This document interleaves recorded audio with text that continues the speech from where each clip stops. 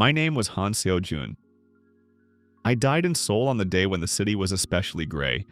Wet asphalt, the smell of gasoline, pain in my chest, and the stupid thought that one more step and everything will pass. It did not pass. The darkness was not soft. It tore me away like ice underfoot and threw me into a body that did not even know how to cry properly.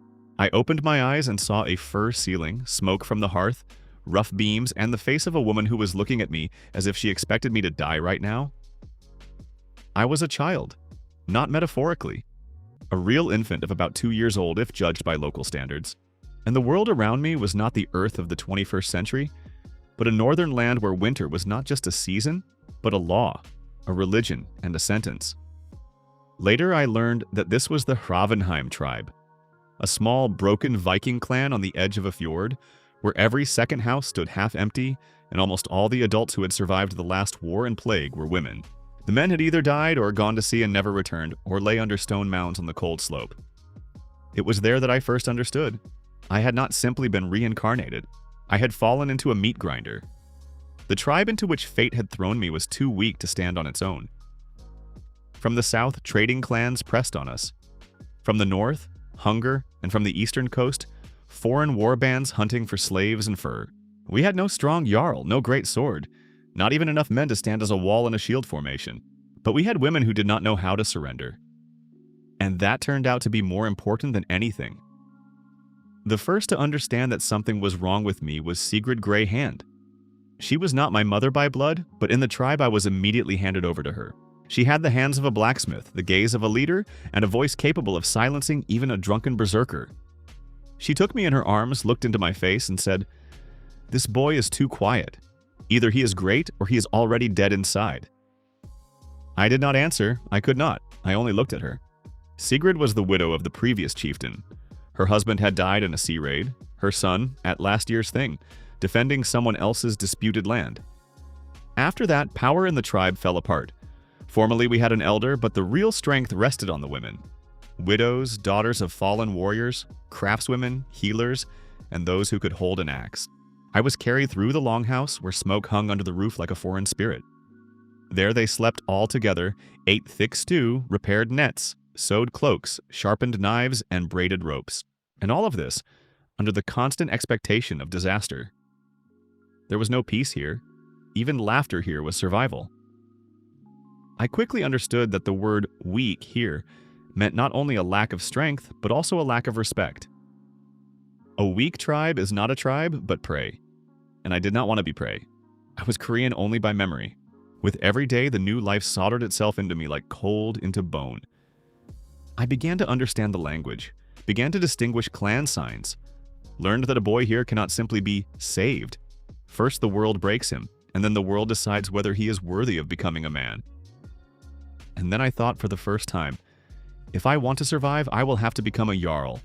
Not an ordinary one, not a temporary one, not a figurehead, but the one whom enemies fear, his own people listen to, and skalds remember. My first real memory of the tribe was the day of the thing. A thing is not just a gathering. It is a place where law meets honor, where disputes are decided before everyone, where words become weapons no worse than an axe. People do not come to a thing for democracy, as they would say in another world. People come to a thing to show who has the right to speak on behalf of people. I stood aside, wrapped in a woolen cloak, and watched the women of Hravenheim argue with a gray-haired old man named Haldor Stone Tongue. He was one of those men who still remembered how strong the tribe had once been. Now, however, he resembled the shadow of a Jarl, more than the Jarl himself. He stubbornly demanded that the remaining silver be spent on buying salt and iron, not on foreign schemes. "We need thrift," he said, "not dreams." Sigrid answered him without shouting, but in such a way that the air seemed to become thinner. "If you do not feed the children, you will have nothing to save." People fell silent. Even the wind became quieter for a moment. Then a foreign envoy spoke. A merchant from a neighboring clan, smiling, thick-bearded, with a ring on his hand and a shadow of greed in his eyes. He offered protection and a trade alliance. The price was simple: our harbor, part of the furs, part of the fish, and the right for their people to walk through our lands. This was not an alliance. It was slow absorption. I was then too small to interfere, but I understood the main thing. Weak tribes are not killed with a sword. They are bought with debt, fear, and promises. After the thing, the tribe gathered for a feast, which they called not simply a meal, but something like a sacred feast with oaths. They raised cups, remembered the dead, and the elders spoke words on which future loyalty depended. It was very similar to an ancient rite where at the feast, oath, honor, and memory tied people to the legacy of the dead. Sigrid placed a horn of mead before herself and said, "Let the dead hear. We will not give up the fjord." Then everyone repeated after her. And I, sitting at the edge of the table, realized for the first time that in this world, an oath is not an ornament of speech. It is something that can pull you out of the future or drown you. A child here is not given a name immediately. First they see whether he survives his first winter, then whether he can hold a spoon without crying, then whether he is afraid of blood. But with me it happened differently. One day when I was about 5, an old vulva came to the tribe. A woman seer. She was brought to the hearth, given meat, mead, and a warm place. She looked at me for a long time, then at Sigrid, then suddenly grinned with her toothless mouth. This boy has the eyes of a wolf who does not yet know that he is in a cage. Sigrid tensed. "What do you see?" The vulva tapped the air with a bony finger. "He is not from this world, but his fate is already walking along our roads. He will be like lightning in a winter storm.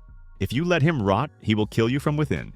If you give him a path, he will become the one who raises your house above all enemies."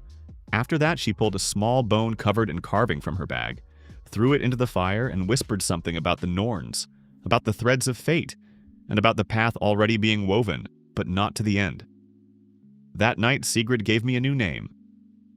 "Ragnar," she said. The name was not accidental. It sounded like a warning, like a challenge. I accepted it because I understood. Han Seo-jun had died. Only a child remained who would either have to burn out or become a monster worthy of this world. I was not born a great swordsman. A child's body was weak, my hands trembled, my back grew tired after several blows, and any adult could knock me down with one palm. But the memory of my past life gave me not strength but thinking. I saw combat as a system. The Vikings around me fought as was proper for their world, fiercely, directly, heavily, shield to shield, axe to axe, raid, clash, finishing blow. But I quickly understood that the strength of a tribe is not in copying the strong. Strength is in doing what the enemy does not expect. I began by begging from the forge fragments of chains, old bone plates, spare pieces of leather and horn. From this I created strange equipment for a child. The lightest leather breastplate, flexible bracers, short throwing stakes with weighted tips, which I fastened to my wrists with straps. My body had to move not like a wall, but like a blade in the shadows, but that was only part of it. In battle, I did not want to be either a berserker or a classic shield bearer. I invented my own style, the ice circle. The essence was not to go head-on, but to force the enemy to lose tempo. I worked with short steps, sharp turns of the body, deceptive shoulders, throws at the lower level. I used snow, mud, narrow passages, the sides of boats, hooks, ropes, everything that turned the battlefield into a trap. Against several enemies, I led them along an arc, pulled one out of formation, broke the rhythm, forced the others to make mistakes. At first, the elders laughed, then they stopped. Because I very quickly understood, in the north, victory comes not to the fiercest, but to the one who knows how to make someone else's fury useless. And yet this was not enough. To survive, I needed strength. Real strength. The first real battle happened on the shore when I was 8. Holm raiders came upon us, a foreign detachment from the southern coast, about 24 men, well-armed and confident that they would find only widows and children in Ravenheim. They were mistaken in only one thing. Our widows were no worse than warriors, and the children already knew how to hate. When the watch horn sounded the alarm, I was by the boat shed. Sigrid snatched up an axe and shouted, "To the shields!" The women ran to the shore so fast as if Thor himself were driving them on. An old woman with a knife in her teeth. A craftswoman with a spear as long as a centerboard. A shield maiden with a heavy round shield. This was not a parade. This was despair that had learned to form ranks. I took my first real weapon, a short knife and a throwing stake with a stone tip. The raiders came in a wedge, counting on breaking our weak line. Their captain shouted, waving his sword, and was sure that everything would end now. But when he saw women with battle faces running out of the huts, He even faltered for a moment. And I used that moment. I did not rush into the center. I moved to the side, slid over the wet snow, threw the stake into the belt of the shieldman on the left. He opened the formation, instinctively jerked, and the formation cracked. Sigrid struck one on the head from above. Another woman drove a spear under the ribs of a second, and I, almost childishly small, crawled between legs, slit the tendon of a third, and rolled out from under an axe blow. The raiders began to murmur anxiously for the first time. They did not understand who I was. Too small, too fast, too inconvenient. Laughter quickly turned into anger. One of them, a huge red-haired man, rushed at me, thinking he would crush me with one hand. I let him think that. At the last second, I moved aside, tripped his leg, and struck him in the throat with the stake. Not fatally, but enough for him to choke on air and fall. And then Sigrid began to sing a battle chant. It was not just a cry. It was an old ritual of raising the spirit before battle, when voices joined the rhythm of blood. Something like ancient northern warrior songs where shared resolve turns fear into strength. The women took up the chant, and the shore exploded. The battle became like a mad dance. Axes, splashes of water, wheezing, the ringing of iron, screams, retreat, another charge. I ran between the legs of adults, cut tendons, threw stones into eyes, rammed people into each other, picked up others' weapons, and immediately handed them to whoever was closer. I was not trying to become a hero. I was trying to make every step of the enemy cost him pain. When it was all over, bodies and broken shields lay on the shore and the snow was red by the water. I stood trembling from exhaustion and for the first time saw in Sigrid's eyes not pity for me as a child, but respect. "You fight like a beast that thinks," she said. "Is that bad?" I asked. She touched my forehead, smeared with someone else's blood. "It is dangerous. For everyone nearby." That was when I understood. My style had already been born. I was not a copy of someone else's warrior. I was something else. But one style was not enough. If everything had been limited only to cunning, sooner or later I would have been crushed by the stronger. So I had to grow. Become someone who could not be underestimated. Then I began to train the way no one trains. In the morning, running on ice until breathing turned into pain. Then, blows against a post wrapped in wet leather. Then, work with sacks of sand that I had to drag across the yard without losing balance.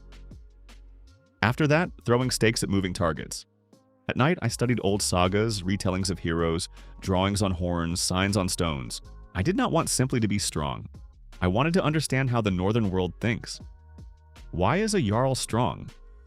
Not only because he knows how to cut, but because he is feared, respected, listened to, and followed. A Jarl is not just a warrior. He is a center of attraction. A military leader, master of the feast, patron of the warband, a man who knows how to keep his word and give generously. Therefore, to survive, I had to not only wield a blade, I had to learn. To lead people. To give them spoils. To bear responsibility for their death. To keep an oath before the thing. And, if the hour comes, to be able to die in such a way that your name becomes a weapon. At 8, this seemed like madness to me. At 10, a task. At 12, fate. The turning point was the death of old Halldor. He died not in battle, but in bed, which for the Viking world looked almost like defeat too, but the tribe still arranged an honorable rite for him. His body was placed on an old boat beside him, an axe, a bowl, a ring, several coins, a knife, and a woolen cloak. Then the boat was set on fire at low tide. Smoke rose into the sky and became a black trail over the fjord. It was one of the most recognizable northern burial rituals, a ship or boat as a path to the other world, together with gifts corresponding to the status of the deceased. I stood among the women and watched as the fire devoured the wood. Sigrid whispered, "He was a difficult old man." "Yes," I said, "but he knew what duty was." I nodded. Then the vulva threw a pinch of herbs into the fire and said that the smoke was rising correctly. People answered with silence. After that, everyone raised horns and drank to the memory of the dead man. It was not just mourning, it was a transition of power. It was on that day that Sigrid first said aloud, "Someday Ragnar will take the place of Jarl." Many around us smirked because I was far too young, but there was no longer that light condescension in their laughter that there had been before. because by that time I had managed to win several minor skirmishes, drag home 3 captives, return a stolen sack of salt, and save from frost a child who had been forgotten in a distant house. I was not yet a warrior, but I was already the one who made the impossible slightly less impossible. On my 13th winter, my first true sign came to me. It happened during a ritual sacrificial feast, when the elders brought a gift to Odin and Thor, asking for victory and protection. In the northern tradition, seasonal sacrifices and rituals like Blot were a way to ask for the favor of the gods and strengthen unity. We stood by the sanctuary stone. There were traces of blood and ash on the snow. The smell of meat, smoke, and wet wool hung in the air. The vulva drew runes on the stone, then looked at me and ordered me to place my hand on the dark charred mark. "You want strength?" she said. "But strength loves a price." I placed my palm down, and in that same instant the world seemed to split. I saw not a vision in the usual sense, but as if 2 worlds had been overlaid. Images rose before me: a black wolf on ice, a ship in fire, a shield split in 2, and a huge pillar of light reaching into the sky. Then something clicked inside me and I felt a new sensation appear in my muscles. Not brute strength, but control. From that day, my style changed. I stopped simply slipping out from under a blow. Now I began to feel the rhythm of battle in advance. Not as magic, but as a super sensitive understanding of tempo, where the opponent would put his weight, when he would decide to lunge forward, at what moment his shield would open slightly. It did not make me a sorcerer, it made me a hunter. Old warriors would say that I hear the hugger of the enemy. Modern ones, that my reaction is too good. I did not care. The main thing was that after this, for the first time, I could fight adults not only through deception but also as equals in a short exchange. And then I understood. My path to Jarl could no longer be stopped by ordinary strength. When I turned 15, a disaster more serious than the previous ones fell upon us. From the south came a detachment of mercenaries hired by neighboring clans. They intercepted the northern road along which salt, iron, and dried fish traveled. Without this, we could survive, but we could not grow. The road is the artery of the tribe, and if it is cut, a weak clan slowly dies. Sigrid gathered the warriors. The women put on chainmail, the men raised shields, the teenagers prepared spears. We were few. The enemy was better armed and rode with the confidence of those who considered us already dead. StudySmarter.co+1. Before setting out, we performed an oath rite at the ring dedicated to the gods. For the first time, I saw people place their palm on a sacred object and publicly promise to stand until the end. It was not a spectacle. It was an oath capable of turning the fate of the whole warband. Sigrid spoke first. "I swear not to leave the fjord without protection." After her, the others. When it was my turn, everyone fell silent. I was too young for my words to decide anything, but I already understood the price of a public oath. "I swear," I said, "that if the enemy crosses the road, he will leave only through blood." Someone lowered their gaze, someone smirked. But Sigrid looked at me as if for the first time she saw not a child, but a future leader. The battle was harsh. On the snowy road, shields collided so hard that sparks flew from under the iron rims. Spears broke against chainmail. One of the mercenaries tried to break through the formation with a heavy axe, but I struck him in the knee, then in the wrist, then in the throat with a short knife. Not beautifully, not heroically, but effectively. I fought differently from everyone around me. While the others held the line, I worked like a fracture, entered a narrow crack, widened it, broke the rhythm, took the most dangerous one out of the formation, and immediately disappeared. At some point, the enemies began hunting not the shield bearers anymore, but me. And that was right, because in that moment, I was already forcing them to spend their attention not where they needed to. Sigrid noticed this and shouted, "Ragnar, left!" I dropped into the snow, rolled, rose, and saw the enemy commander right in front of me. He was a head taller than me, 20 years older, and certain that now I was finished. He had a long sword and a heavy cloak with fur. He swung down at me from above. I did not retreat. I stepped toward him. The sword whistled past. I ducked under his arm, caught his elbow, and with all my strength struck the bridge of his nose with my chin, then drove a narrow blade into the gap under his rib. He froze and fell. For a second, everything around became quiet. And then our women roared and moved forward. This was the turning point. The enemy could no longer hold the formation. We pushed them off the road, took the convoy, returned the salt, iron, and fur.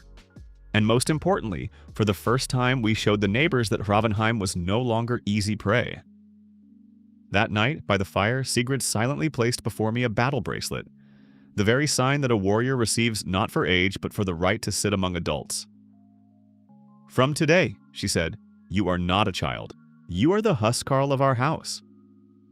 This was the first step toward becoming Jarl, and it was bloody. But even after victory, our house did not become strong instantly. Trophies had to be divided, the wounded, treated, the convoy, guarded, allies, convinced, and those who envied, restrained. And here begins what is not seen in songs. Not the battle, but the price of victory. A bad Jarl can take spoils. A good Jarl must make sure that the spoils do not tear the tribe apart from within.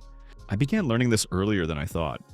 I made sure that the wounded received meat first, that widows were not given the worst pieces, that young warriors received not just praise, but a share of the spoils that could be shown to their families. I myself distributed trophies as if I already sat in the high seat in the longhouse. And people noticed this. A skald who came from a distant fjord once said about me, "This boy leads people as if he knows how much each of their fears costs." It was almost true. I knew not the price of fear. I knew the price of loss. Because every time I looked at our weak clan, I saw the same thing. If we did not become stronger, we would either be swallowed or dragged off into strangers' houses. And I was not going to allow that to happen. From this point, the story of Hravenheim could no longer remain small.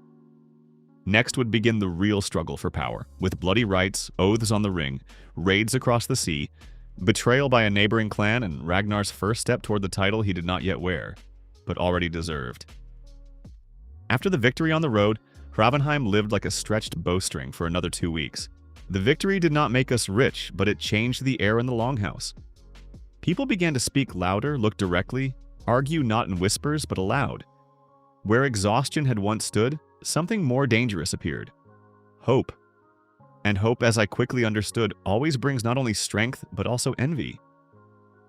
I sat by the hearth and sharpened a short blade when Sigrid entered the hall, with a face on which a bad decision could already be read. "What happened?" I asked. She placed a bundle of furs and a map of the coast on the table. "The neighboring fjord, Skaldheim, refused to recognize our rights to the road. They say that since we took back the convoy, we must now pay them for the safety of passage." Ver, who was just repairing a strap on a shield, snorted. "Polite robbers," Sigrid nodded. "And not only that. They sent a sign, a pig bone, a knitted thread, and a black stone." I raised my head. "What does it mean?" The old Volva, sitting in the corner beside the herbs, answered instead of her. "This is not just a threat. It is a ritual declaration of enmity. They have shown that they consider us a weak house unworthy of the god's protection." It became quiet in the longhouse. Such things were not just an insult. This was already a challenge. And in the northern tradition, such signs had weight, because they were connected with honor, clan obligations, and public recognition of conflict. Sigrid said, "They want us to come to the thing and bow to them." I slowly stood up. "Then we will not bow."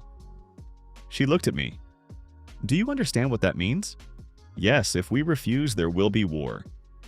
And we may not survive it." I looked straight at her. "If we bow, we will not survive anyway, only slower." A low murmur of approval sounded in the hall. Not a cry, not joy. That rare tribal agreement when people understand. Survival is possible only through risk. The Volva threw a pinch of dry herbs into the hearth and said, "The Norns love those who do not hide their faces from fate." Then Sigrid raised a horn of mead and announced, "We prepare for a campaign. At dawn we go to Skaldheim." This was my first real campaign, not as a boy, but as a warrior who was already listened to. I was given a place in the first boat not because I was the eldest, but because they were afraid to lose sight of me. The elders did not like admitting this aloud, but after the road they understood. I do not just fight quickly. I know how to break someone else's plan. Before departure, we performed a short ritual, asking the sea not to swallow us and the gods not to turn away. Men and women touched the hilts of their weapons. Someone threw a few wood chips into the water. Someone quietly spoke the name of a dead relative. It was the northern way of reminding yourself that you are not going alone. I looked at the boat, at the wet shields, at the shoulders of people, and understood. Now I had no right to make a mistake. At sea we traveled in silence. The days were gray, the sky low, as if it itself was preparing for battle. On the first evening I sat beside a girl named Hilda Song of the North. She was the best archer of the tribe, but in battle she preferred a short spear and always laughed at the wrong time, as if she considered death a bad joke. "Do you really think you can get us out of Skaldheim?" she asked. "Not I alone," I answered. "But do you believe you can?" I looked at the dark water. "I believe that if we do not try, we will be erased without a trace." Hilda smirked. "You speak like an old man. And you laugh like a person who has not yet seen true cold." She nodded toward my blade. "Still, you fight strangely. Strangely is what sometimes survives longer." She narrowed her eyes slightly. "Will you show me?" "If we survive." She laughed, and her laughter dissolved in the wind. Skaldheim turned out not to be a fortress, but a fjord settlement with a high palisade, salt warehouses, and the Jarl's longhouse on a hill. Carved charms hung over the roof, and at the gates, wolfskins stretched as a sign of strength. It was a place where they liked to show order, but in reality everything rested on fear. They were not expecting us as an army. They were expecting us as petitioners. And precisely because of that, their captain made a mistake. He came out to us with 3 men, smiling as if he had already won in advance. "Ravenheim," he said. "We have heard of your recent courage. Good that you came. I was just about to discuss your share from the road." Sigrid did not answer. I stepped forward. "Your share is where you earned it." His smile trembled slightly. "You are too small to speak on behalf of the tribe." "And you are too cowardly to speak on behalf of a Jarl?" At that moment his eyes darkened. I understood that I had struck the right place. He slowly placed his hand on the hilt of his sword. "Careful, boy." And then Hilda spoke behind my back. "Not boy. Ragnar, that name was already known. Not to everyone, but known. And that was exactly what changed the expressions on the faces at the gates." The captain looked at me, then at Sigrid, then at our boat warband, and for the first time understood. Before him was not a petition. Before him was the beginning of war. "You came in vain," he said. "No," Sigrid answered. "It was you who summoned us to another's thing in vain." The first blow came from them. The captain rushed forward, expecting that our small warband would fall apart. But in the north, what decides things is not the courage of one man, but how quickly he gathers a formation. Our shields rose as a wall, and a battle began in which there was no place for beautiful gestures. Only mud, ice, steel, breath, and pain. I worked in my style again. Did not push the enemy back, did not try to copy heavy warriors. I entered under the blow, like a dancing knife between the ribs of reality. My fight was short and vicious. Step, shift, sharp cut to the wrist, strike to the knee, shoulder shove, exit from the line. When someone tried to trap me in a circle, I pulled one outside and turned his position into the mistake of the whole group. Hilda shot almost point blank. Her spear entered the gaps between shields like a bird flying into a window before a storm. Sigrid, however, was the most terrifying of all. She did not merely chop, she broke morale. Her axe found necks, elbows, knees. Each of her blows seemed final. There was no rage in her face, only the cold determination of a woman who had already lost too much and therefore could not allow herself another loss. The captain of Skaldheim saw that his first assault was choking and tried to retreat to the gates. I noticed it. And then I did what no one expected from me.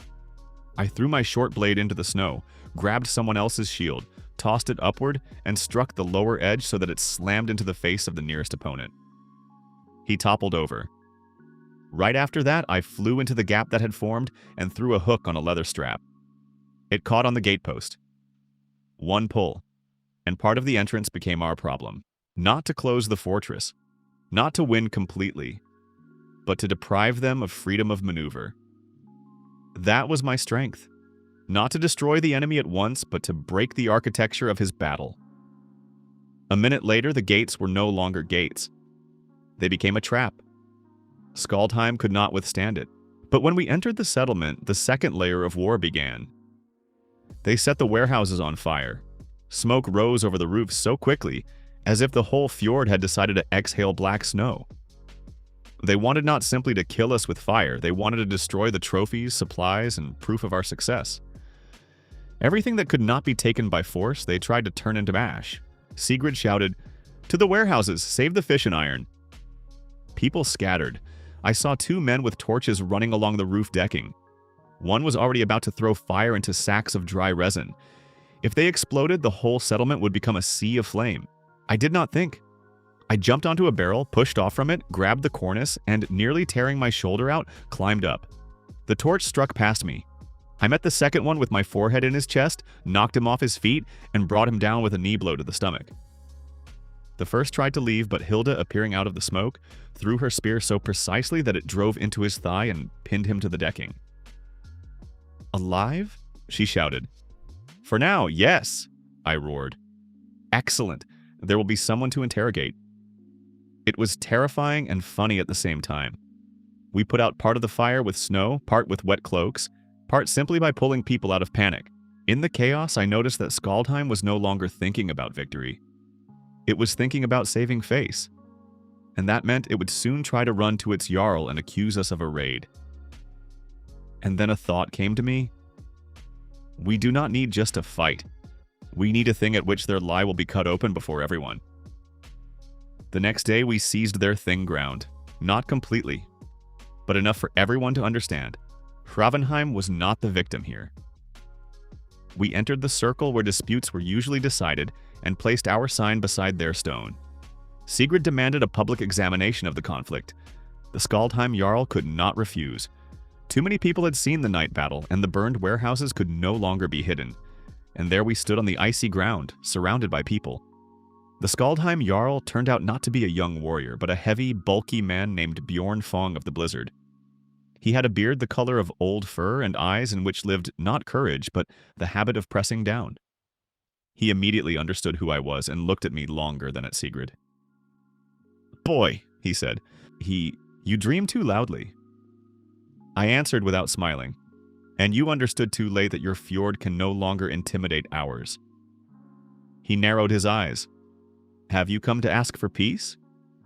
"No," I said. "We have come to demand a thing." A murmur spread across the ground. The elders began exchanging remarks, and then the vulva stepped forward with an iron ring in her hands. She placed it on the stone and said, "Whoever fears the truth fears the oath. Whoever fears the oath has already lost." It was almost a sacred declaration. Oaths among northern peoples were not just words. They secured honor, fate, and social order. To break them meant to put one's very reputation and even life's fate under attack. Sigrid placed her hand on the ring. "I swear before everyone that Skaldheim was the first to burn our warehouses and the first to break the peace." Bjorn laughed. "That is a lie." Then I stepped forward. "Then why were your people running across the roof with torches?" Bjorn fell silent. And at that moment, one of the captured arsonists we had taken last night could not hold out and confirmed everything. He tried to wriggle out, but fear of the crowd proved stronger than fear of the Jarl. Bjorn turned pale. Few things strike a leader as hard as public exposure before the thing.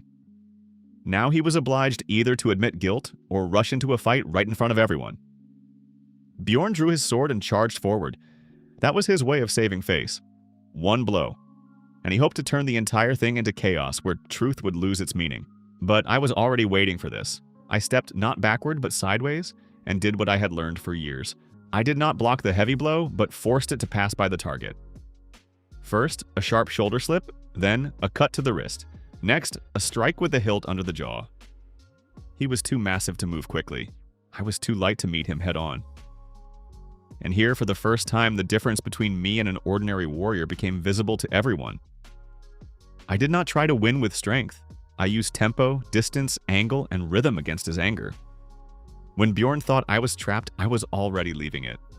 When he wanted to crush me with mass, I turned his weight into weakness. The crowd began to murmur. Sigrid no longer watched the duel as a dispute. She watched it as a test of fate. Bjorn fell into a rage, and that became his mistake. I let his strike aside and, using the fact that his body opened up, threw a chain hook from my belt at him.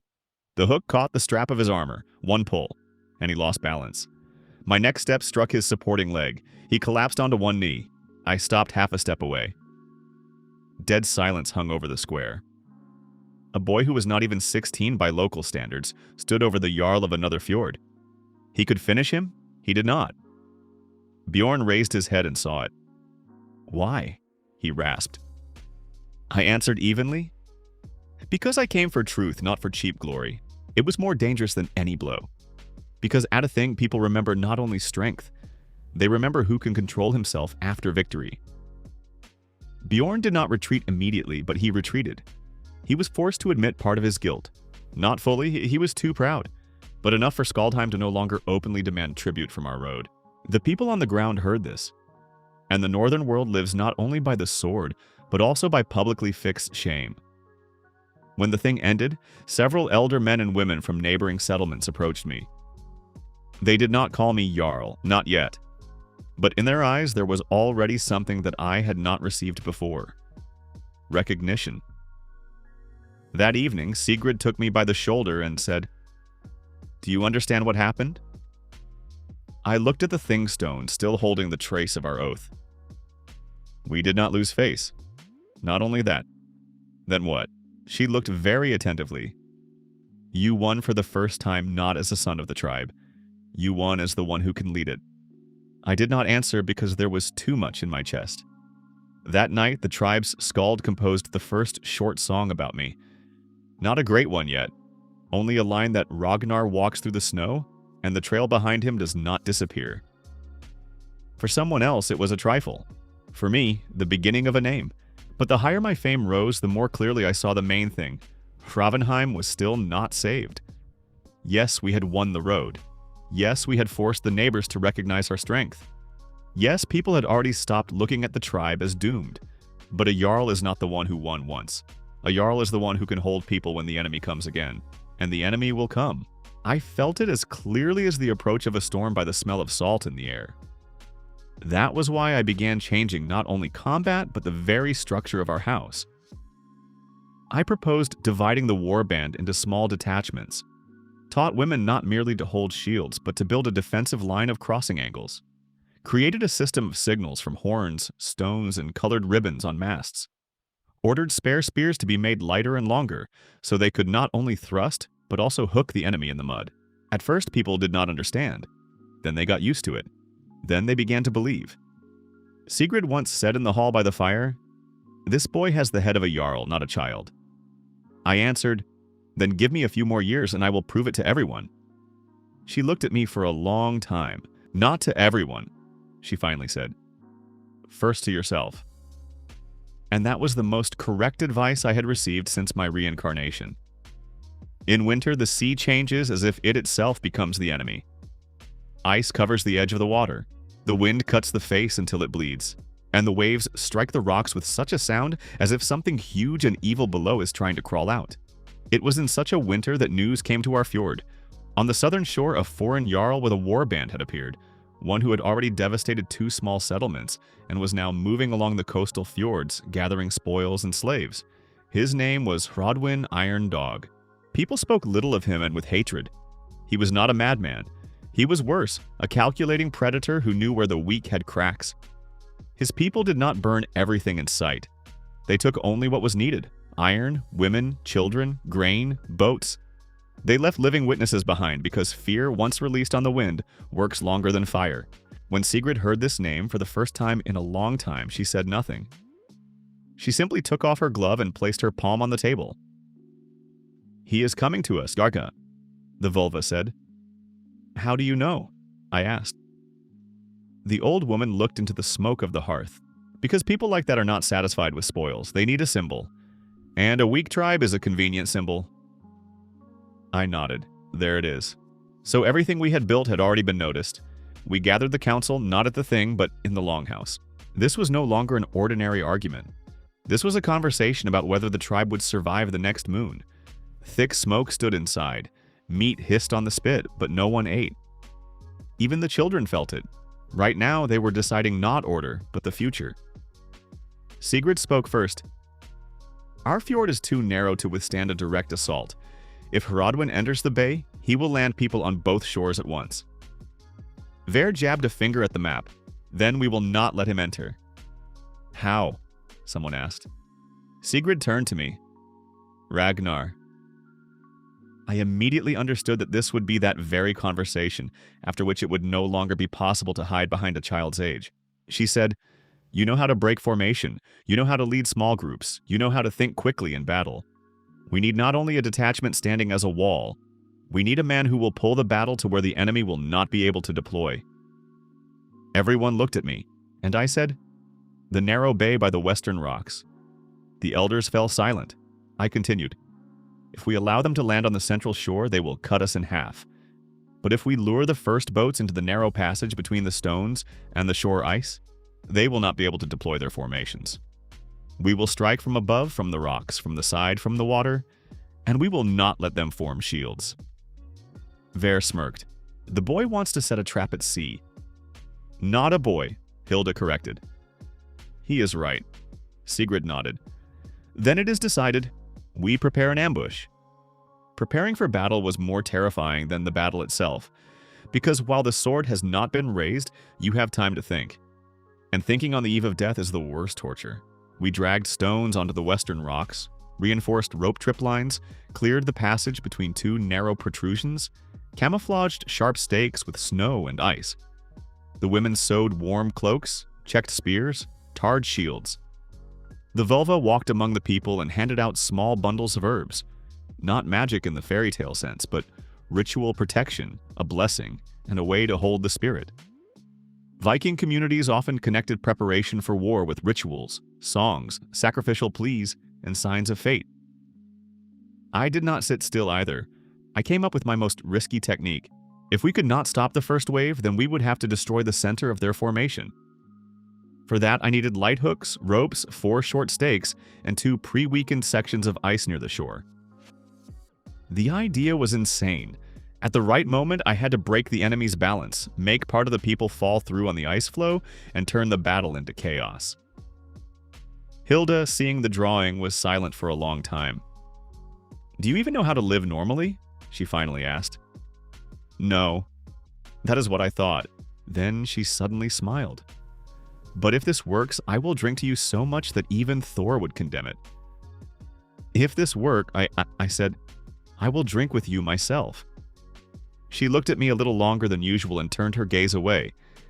And it was then that I understood. People were beginning to see in me not only a warrior, but also the center of the future. That was more frightening than any sword. On the 3rd day, we saw their sails, not 1, not 3. 5 boats and a large keel with a high stern decorated with a dog's head. Beautiful, deliberately predatory. Hrodwin was not hiding. He wanted to be seen, so that his very appearance would break the spirit even before the battle. Sigrid raised her hand. "To positions." People spread out among the rocks. The smoke from our hearths had been extinguished, the fires hidden, the shields removed from open places. Only the wind, the rocks, and the mist over the water remained. When the first boat entered the passage, I heard everything in my chest tighten. The irreversible moment. Hrodwin moved confidently. His people laughed, one even sang. They were ready for an easy victory. That was exactly why I did not wait until they began unloading completely. I gave the signal. 3 ropes at once yanked the shield walls that had been set up in advance. They collapsed onto the edge of the passage and forced the first boat to shift. Stones poured down from above. Hilda flew out from behind the rock and drove a spear straight into the shoulder of the front rower. The women on the left bank struck simultaneously like one enormous hand. Hrodwin instantly understood that he had fallen into a trap. But it was too late. The battle turned into a nightmare. Hrodwin's men tried to form shields, but the narrow passage broke their density. They could not turn around, could not build a full wall, could not even land properly. We struck from above, threw harpoons, hooked shields with hooks, and dragged people into the water. I jumped onto the edge of a boat as if my body were lighter than fear itself. One of the enemies swung an axe at me. I put up a shield, but not to block, to slide. The blow slipped off, the axe sank into the wood, and I was already under his arm, driving a short blade into the joint under the armpit. Another tried to hold me by the cloak. I sharply pulled the strap on my wrist and my weighted stake flew out of it. The blow landed on his nose. Blood splashed straight onto the ice. At that time, Sigrid was cutting down people as if she were not a person, but a winter execution. She did not waste a single movement. Every step of hers was weighty, every swing final. Several of Hrodwin's men could not withstand her assault and retreated toward the water, where our spears immediately finished them off. But Hrodwin himself was already coming toward me. He was enormous, not just strong. Heavy like a battle pillar. He wore thick chainmail, a leather-trimmed helmet, and a short sword with a broad blade. He did not run. He moved like a hunter who had already chosen his prey. "So you are that pup?" he growled. "And you are that dog who forgot he can drown?" I answered. His eyes flared. He struck first. I moved aside, feeling the air whistle where my head had been a second earlier. The next blow came diagonally, heavy, smashing, murderous. I did not take it. I simply shifted downward, slid over the wet ice, and struck him in the ankle with my wedge. Not fatally, but enough to knock off his center of gravity. Hrodwin roared and came at me with such force that the snow cracked under his feet. And then my plan worked. I retreated exactly to where the ice had been weakened in advance. He stepped after me, too confidently. Under the heavy weight, the crack spread instantly. First one, then another. Hrodwin managed to notice it only when the edge of the ice gave way, and his leg went into the cold water. He swung his arms, trying to hold on. I did not give him that chance. A rope hook struck him in the shoulder, then a second hard in the chest. Two of ours pulled sharply and he lost his balance. Then a stone flew down from above and hit his helmet. He staggered, and I crashed into him with my whole body. Not like a strong man, like a wedge that must not stop. We collapsed into the water and ice at the same time. The cold struck so hard that I almost went blind. The water dug into my lungs like a knife. But I managed to surface, grabbed the edge of the ice, pulled myself back out, and saw Hrodwin breathing heavily, already trying to climb out. He was strong, very strong, and that was exactly why I had to do what I did not want to do. I took from my belt the last short blade, which I had kept as a spare, and struck not at the throat, not at the heart, but at the armor strap near the very stomach. The chainmail slipped off, a gap opened beneath it, and I drove the blade there. Hrodwin froze. The sea thundered around us, people shouted, shields clashed, but in that second there was silence between us. He slowly looked down, then at me. "You are not just a child," he rasped. I did not answer. He fell to his knees straight into the icy water. And then his warband faltered. When a leader falls, people stop believing in invincibility. And that is sometimes more terrifying than death. Victory cost us dearly. We lost 3 people killed, 6 were badly wounded, several more suffered frostbite and cuts. But Hrodwin retreated. His people took the bodies and left, not even trying to save face. Their dog Jarl died by our rocks, and this spread along the coast faster than the wind. In the evening, all of Hravenheim gathered in the Longhouse. Not for celebration, for recognition. The spoils were placed on the table. Iron, several swords, hides, silver, a foreign fang as a sign of victory over a foreign leader. The vulva threw herbs into the fire. The women raised their horns. The elder warriors were silent, as those who had already understood do. A new center of gravity had appeared in the tribe. Sigrid rose and said, "Today Ragnar not only saved the bay, he showed that he can lead people to victory, not only cut down the enemy." A rumble passed through the hall. She raised her hand and everyone fell silent. "We do not have an extra Jarl, but we have someone who already carries more than a child should. If anyone thinks I am lying, let them say it now." No one said anything. Then the vulva approached the hearth, took a carved wooden plate and placed it before me. "This is the sign of the house," she said. Not a title, not yet, but the memory of the clan. Then she burned the runes of my name onto it. At that very moment I understood. The path to Jarl was no longer theory. It had become reality. But it is precisely after a great victory that the most dangerous time comes. Because now people expect from you not a miracle, but continuation. They already look at you as the one who can decide what will happen next. And if you do not meet the expectation, disappointment kills faster than an arrow. A few days after the battle, Hilda came to me. Her face was hard. "There is a problem." "What kind?" On the eastern shore, they found wreckage of a foreign boat, and not just a foreign one. There were marks on the side that I have seen only from one clan. Which one? She was silent for a moment. Our former ally. I raised my head. Are you sure? Yes, but there is something even worse. What? With them was an envoy whom we had considered dead since last autumn. I slowly stood up. Betrayal is not just a new enemy. It is an enemy who knows where your home is. And then I understood. The battle for Hravenheim was not over yet.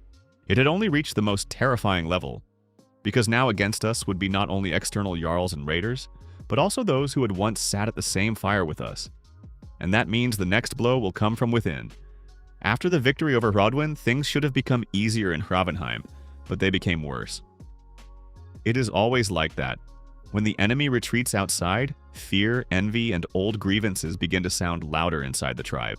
People who had been silent yesterday spoke today. Those who had not noticed me before began to look too intently. And in those looks there was not only respect, there was also what I hated most of all, the expectation of my fall. StudySmarter.co+1. The skald who sat by the hearth was already singing short lines about me. The women spoke my name not as the name of a child, but as the name of a person capable of returning the future to the tribe. The elders had not yet called me Jarl, but that word was already hanging in the air, and the closer it crept, the more dangerous the silence between people became. Then the first strange disappearance happened. Einar Salt disappeared, one of our scouts. An uneven man with a difficult character but useful. He knew the trails on the eastern shore, could read tracks, and could find a boat by its shadow on the water. He had not been seen for 2 days. Then his cloak was found by the stones, and beside it, tracks of foreign boots. Sigrid immediately called a council. It was stuffy in the longhouse. Smoke pressed against the black beams, meat boiled in the cauldron, but no one ate. People already understood. This was not just a disappearance. This was the first knot of a new disaster. He was taken, Hilda said. Or he left on his own, one of the old men grumbled. Sigrid slammed her palm on the table. Do not dare say foolish things when we have Hrodwyn's blood on our hands and burned tracks on the eastern shore. She looked at me. Ragnar, what do you think? I was silent for a moment. I wanted to say that this was an external matter, but I already felt... No, not only external, someone was checking our weak points too carefully. First the supplies, then the arson, now the disappearance of a scout. This is a chain, not coincidence. It is a spy, I said. And not ours. The Völva, sitting in the shadows, slowly raised her eyes. Perhaps not just one. The silence became heavy. Soon it turned out that Einar had not simply disappeared. He had been seen at the pier in the company of a man with an expensive cloak and a foreign sign on his fibula. It was an envoy of the neighboring alliance, the very one that had earlier tried to buy our road. Now the picture was forming terribly quickly. Someone wanted to weaken Hravenheim from within by passing on information about routes, supplies, defense, and numbers. So there is a rat among us, Ver said when we were inspecting the shore. And not just one, I answered. On the ice we found not only tracks, but also small pieces of wax with a seal. Not an official one, but a personal one. A sign used for secret transfer. This was already almost evidence. Almost. But not enough for a thing. Sigrid clenched her teeth. We have a person inside the tribe who is selling us out? I nodded. Or is afraid. That does not matter. For war? No. For judgment, it matters. She looked at me very carefully, as if deciding how much Jarl there already was in me and how much boy still remained. What do you propose? I answered at once. We need a ritual test of loyalty. Public. Before everyone. The old men exchanged glances. The Völva slowly nodded. He is speaking of an oath on the ring and a feast of truth. If someone lies before everyone and under the ritual, the gods see it. And people remember afterward. It was dangerous but right. In northern traditions, a public oath had enormous weight. The thing, the feast, the ring, the name of the gods, and witnesses, all of this tied a person to the community and exposed lies. Sigrid did not agree at once, but she agreed. The feast was held that same evening, not a festive one, a testing one. In the longhouse, the tables were set so that everyone could be seen. A large iron ring was placed on the central stone, not sacred in the religious sense, but dedicated to oaths. Torches burned on the walls, and their light made people's faces sharp, almost carved out of wood. At first they ate in silence. Then Sigrid rose and said, "Today we are not celebrating victory. Today we are looking for the one who wants to sell our fjord to foreign people." A murmur sounded in the hall. She continued, "Everyone who came here as a member of Hravenheim must touch the ring and swear that they did not pass information to the enemy. Let the one who lies fear not me. Let them fear their fate." People stood up one by one, touched the ring, and spoke the words. Someone trembled, someone was angry, someone spoke too quickly, but most were honest, until it was Gear the Quiet's turn. He was not the strongest warrior, not the most respected, but very useful. He helped at the warehouse, repaired nets, accompanied convoys. He was liked for his calmness. Such people always seem safe. And that is exactly why they often turn out to be more dangerous than the loud ones. Gear touched the ring and said, "I swear that I did not see foreign envoys and did not pass anything to them." I looked at him and even then noticed that his fingers clenched too tightly for a moment. Sigrid saw it too, but there was no proof. After the ritual, the feast continued. People returned to their places, but the tension did not disappear. It became even denser. It was then that the vulva asked me to go out with her to the hearth. "Do you see him?" she asked. "Geir?" "Yes." "He is lying," she nodded. "But he is not lying like a man who considers himself a villain. He is lying like a man being held by the throat. That was important, because not every traitor betrays out of greed. Some break. What do you suggest?" I asked. The vulva looked into the fire for a long time. "If he is bound by an oath or fear, he can be forced to speak through a sign. But if he is bound by blood, it will be worse." Blood? Kin? Family? Debt? Sometimes a person is bought not with silver, sometimes with those whom he cannot abandon. I understood. Gear might have hostages or children, or old dependence on the external alliance. And that meant that simple exposure was not enough. We had to pull the entire knot outside. I proposed a risky plan, not a direct interrogation, not torture, not public humiliation. We had to pretend that we were going to send a false convoy to the eastern shore. If there is a spy, he will pass on the information. If he passes it on, we will catch the channel. For this, we needed a fake warehouse record, several decoy routes, and 2 real detachments with ambushes in the forest. Sigrid was silent for a long time, listening to my plan. "If you are wrong, we will lose people," she said. "If we do not try, we will lose the tribe. You are speaking more and more harshly. Because otherwise they will cut us into pieces." She looked at me, then nodded. "Do it." This was the first decision she gave to me, not as a son of the tribe, but as a person whose word already carried weight. We began preparing immediately. The records were replaced in the warehouse. Old sacks and showy crates were placed in the boats. One cart was deliberately loaded with iron so that it looked especially valuable, and 2 silent boys who knew how to pretend to be confused were seated beside it. In reality, the cargo was supposed to go by another route. We waited, and the rat came. Only it was not Geir. At first I thought I had been mistaken, but then, at night, one of the decoy workers saw a woman in a dark cloak appear at the warehouse. She was from a distant house, a quiet widow whom no one had noticed before. In appearance, ordinary. In behavior, too careful. She took a small bundle, quickly hid it under her cloak, and left. We did not grab her at once, we followed, and we came out onto the real knot. The woman led us not directly to the enemy, but to an old house beyond the bridge, where a healer had once lived. Now people gathered there who disliked Hravenheim's current strength. When we crept closer, I heard voices. Inside, they spoke about the distribution of spoils, about my influence, about how the boy is already behaving like a Jarl, about how women have held power for too long, about how the old alliances must be restored. This was not just a spy circle, this was an internal party of the dissatisfied. I clenched my teeth. There it is. Outside, they smiled. Inside, they were building a split. Sigrid, who walked beside me, had heard enough too. Her face became absolutely stone-like. "So this is who is selling us out," she whispered. I nodded. But before we could burst in, Gear came out of the house. He was not alone. Beside him stood that same envoy of the neighboring alliance. And then everything fell into place. The widow was only a courier. The real transfer was being conducted through the house hidden beyond the bridge, where the dissatisfied could meet without unnecessary eyes. Geir saw us first, and his face turned gray, not from malice, from horror. Sigrid stepped forward, and her voice was so quiet that it frightened more than a shout. "You betrayed us?" He opened his mouth but did not answer. Then I took a step and said, "It is not he who must answer. Let him say who is holding him by the throat." Geir trembled. The envoy, on the contrary, smiled.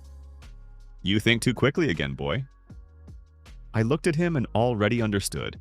This man was used to buying weakness, not fighting it. He counted on fear, hunger, division. And that was his mistake. He had not understood that by this point, Hravenheim was no longer the house that could be quietly broken. Sigrid demanded, "To the thing." The envoy smirked. "You want a scandal?" "I want the truth," she answered. "Truth," he said, "is the luxury of the strong." And then I finally understood that this conversation would not end peacefully. He was the first to draw a knife. Not a big sword, not an axe, a small blade for dirty work. But I was already waiting for this. We burst into movement at the same time. Sigrid struck at the envoy so quickly that he barely managed to throw the knife aside. At that same moment, 2 more climbed out of the house. Guards hidden until the last moment. The fight began in the darkness by the wall of the old house under dry branches in the cold sky. I was in my element again. Narrow space, shadows, snow, a wooden bridge nearby. I turned all of it into a weapon. One opponent rushed at me with a sword, and I deliberately took a step back so that he slipped on the ice. His leg went sideways, and I drove my elbow into his chin, then swept his knee. I met the second with a hook to the wrist, knocked out his weapon, and struck him in the throat with the hilt. Hilda dropped the third with an arrow almost point blank, but the most important thing was happening elsewhere. Geir stood trembling and looked at the envoy. And suddenly I saw that a small wooden amulet hung on his neck under his clothes. I tore it off in one movement. On the amulet were carved not our signs, names, 2 names, one of an adult man, one of a child. The frozen air became heavy. "Hostages?" I asked. Geir covered his face with his hands. Sigrid grabbed him by the collar and yanked him toward herself. "Who?" He began to cry. Then he whispered that his wife and younger son were being held by the neighboring alliance, and if he did not pass on information, they would be killed or sold. He did not want to betray. He simply broke. That did not make him innocent, but it made the situation far worse. Because now the enemy held not just greed, he held people. This is usually where a grand moment comes in songs. The hero declares that he will save everyone, tears doors apart, cuts down enemies, brings back the family. In reality, everything was dirtier. We could not simply rush at the Allied house. There were hostages there, and any sudden move would mean their death. So we had to not only catch the spies, but also figure out how to take the people back alive. Sigrid looked at me. "What do you suggest?" I thought very quickly. "We have one chance. We pretend that we are ready for negotiations and send people there with a gift. Ours will be inside. We mix a smoke mixture into the fire at the entrance to blind the guards. At the same time, a small detachment enters from the other side by water. Not an assault. Pressure. Force them to retreat to the warehouse, and there we already pull out the hostages." Ver snorted. "This is madness." "Yes," I said, "but no worse than sitting and waiting until they are killed." Sigrid looked at me for a long time and then said very quietly, "You already think like a Jarl." Those words struck harder than any sword, because they were not praise. They were recognition that there was no way back. We went there at night, not with a large force, not with war, but as a shadow that already knows where the door will crack. The smoke mixture worked. At the entrance, the guards started coughing, and at that same moment, our small group broke in through the backyard. I went first. Narrow space, wooden walls, the wheezing of people, the smell of fear, oil, and wet wool. That smell exists in every house where hostages are kept. 2 met me. I did not let them raise the alarm. One collapsed with a smashed throat. I knocked the second into the corridor and slammed him into the wall so that he did not get up again. Then we found the room with the captives. Geir's wife sat in the corner, and his son, a boy of about 7, pressed himself against her as if afraid even to breathe.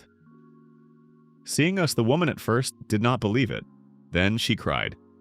For the first time in a long time, I felt not rage, but cold, heavy pity. Quickly, I said, "Get up." Shouts could already be heard behind us. But it was too early to leave, because on the way to the doors, the envoy himself was waiting for us. He stood with a sword and understood. If he lost now, his entire scheme would collapse. "You are too stubborn, Ragnar," he said, "and you thought for too long that fear is power." He smiled. "Power is fear. Then you lost before it even began." He rushed forward. He was a good opponent. Not a champion, but smart, fast, hard. He was used to dirty work and did not try to seem honest. He fought to defeat the enemy, not for beauty. We clashed in a narrow passage where a sword barely fit.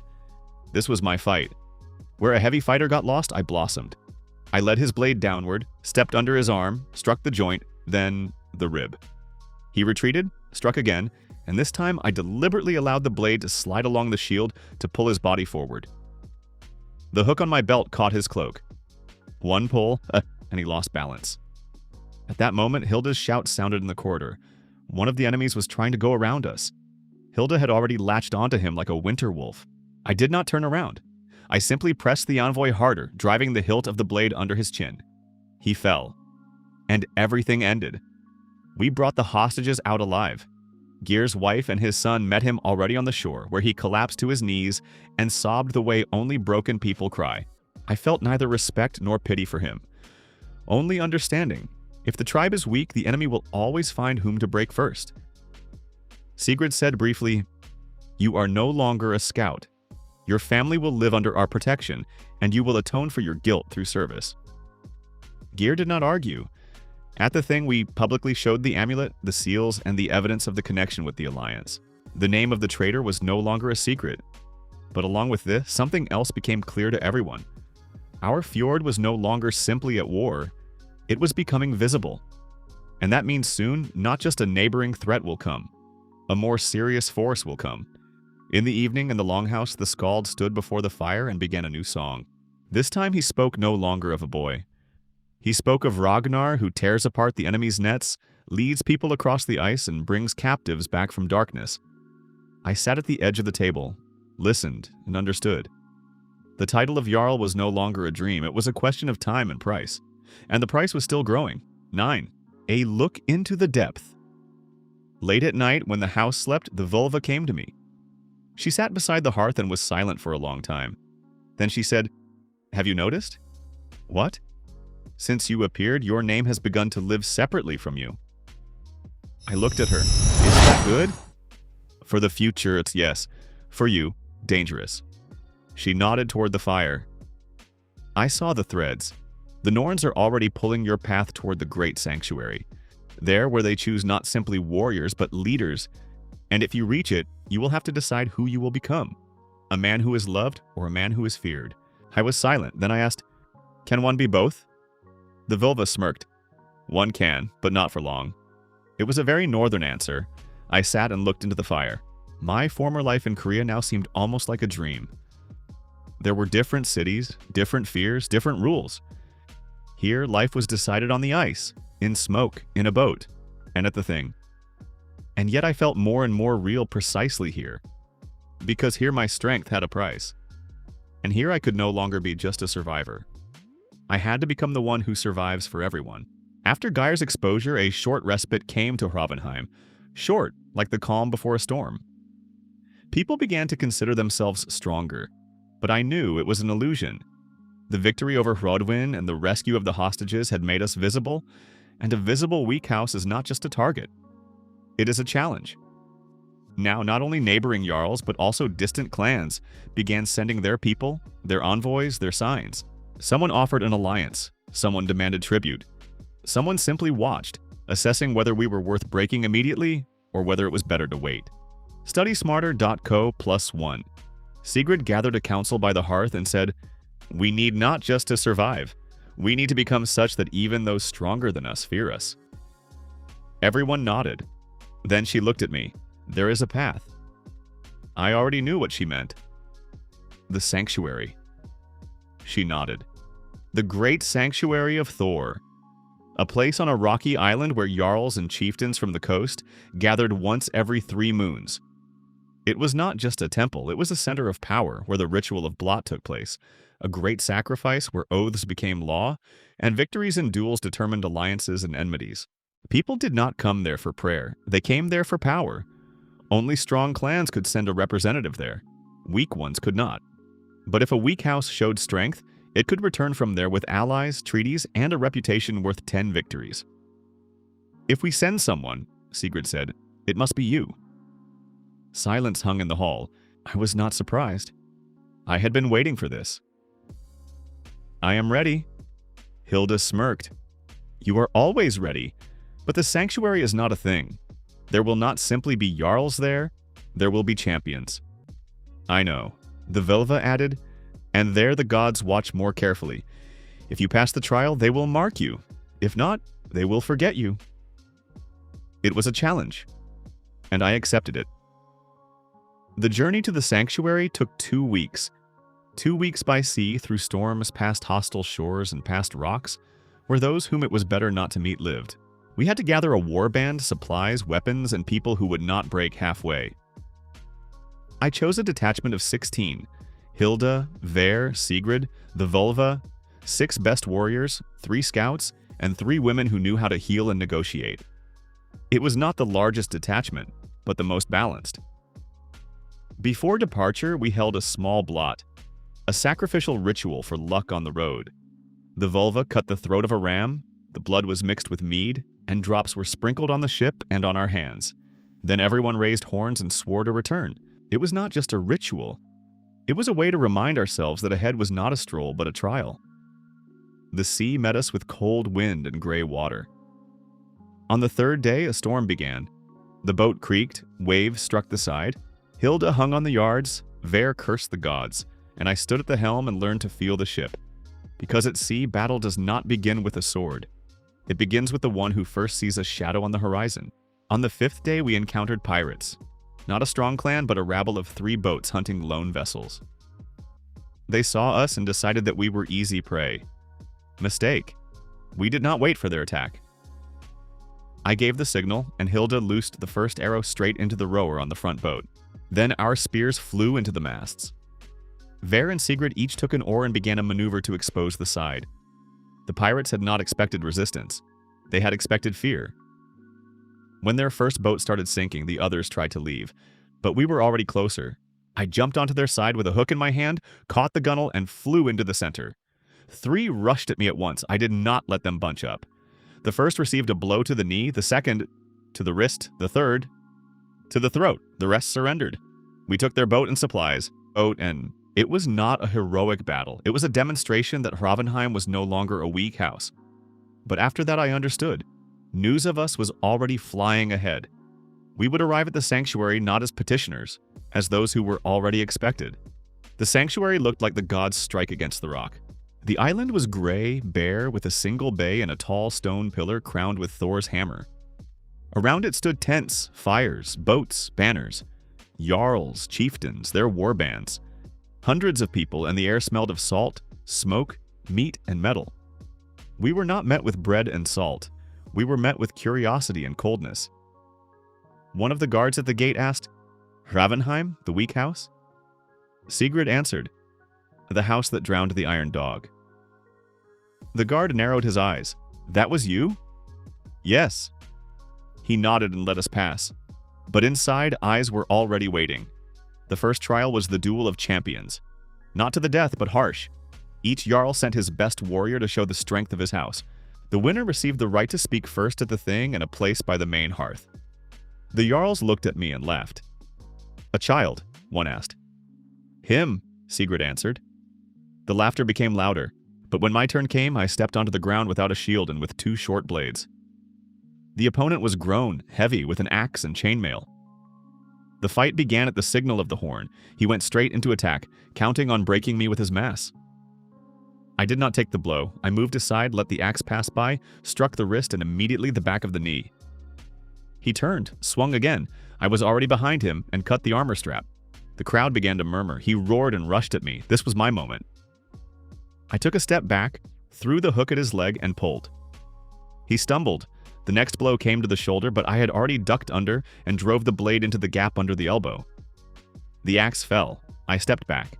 The ground exploded with cries. The Jarls no longer laughed. The thing began the next day. The Jarls sat in a circle by the stone with the hammer. Each spoke of his affairs, alliances, enemies. When our turn came, Sigrid stood and said, "Hravenheim is no longer weak. We drowned the Iron Dog. We returned the hostages. We are ready for alliances with those who respect strength." One of the Jarls, tall, gray-haired, with a face like a wolf's, asked, "And what can you offer?" I stood without permission. "We can offer not just friendship, we can offer knowledge, new ways of fighting, new connections through the road, and those who will not break in battle." He narrowed his eyes. "The boy speaks for the house?" "The boy who defeats champions," Sigrid answered. The thing fell silent. Then the gray-haired Jarl said, "Good, we will talk." It was a breakthrough, but not the end. Because at a thing there are always not only allies. There are also those who see you as a threat. In the evening, a berserker approached me. Not an ordinary warrior, a real one. Wild eyes, scars across his whole face, a body like a bear's. He was from another Jarl's retinue and looked at me as if he had already decided that I was unworthy of a place among them. "You fight beautifully, Hun," he said. "Beautifully? But beautiful does not survive." I did not step back. "And wild does not win." He smirked. "Want to test it?" It was a challenge, not official, personal. I nodded. "When?" "Now." The fight was not on the ground. The fight was by the rocks under the moon, where there were only the two of us in the sea. The berserker wore no shield, wore no armor, only fur and an axe. He entered berserk, a state of fury when pain leaves and strength grows. His eyes became red, his breathing heavy, his blows lightning fast. He was the most dangerous opponent I had met. He chopped as if every blow were the last. I could not move far away. The rocks and the sea squeezed the space. I had to work up close. Dodge the axe by millimeters, strike the arms, the legs, the rhythm. He did not feel pain, but he felt that I was not letting him deploy. When he began to tire, I made my move. The hook caught his fur, a pull, and he lost balance. The next blow came to the shoulder, but I was already inside and drove the blade into the joint of the thigh. He roared, but I did not let him stand up. The fight ended on the ground. I sat on his chest, squeezing his throat. "Enough?" I asked. He looked at me without malice. "Enough. You are different." I let him go. And then he said, "The Jarls fear you." "Why?" "Because you are not just a warrior. You are changing the rules." That was the most valuable lesson of that night. We returned to Hravenheim with treaties, furs, and a new reputation.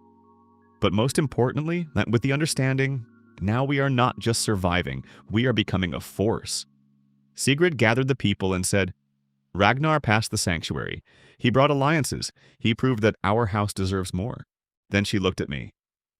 "And now he is not just a warrior, he is the heir."